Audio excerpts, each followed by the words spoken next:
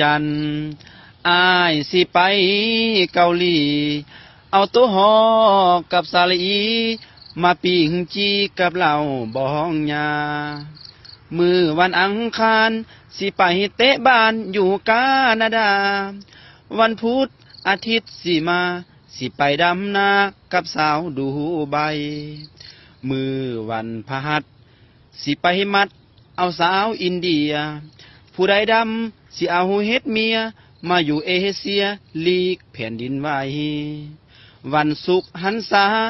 กับเมริกาสิลอยน้ำไปขี้ยนมันบ่ทันใจหมดน้ำมันตอนใดอยู่จนอ่อนเพลียวันเสาร์ต่อไป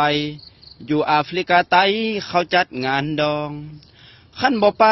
ผัดแมนพี่น้องเสื้อสายลายลองมาแต่อินเดีย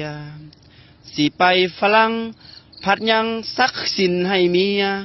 วันทิศสาวอังกฤษโทรไปกินเบียร์ขอเงินน้ำเมียแล้วบ่ให้จักกีบ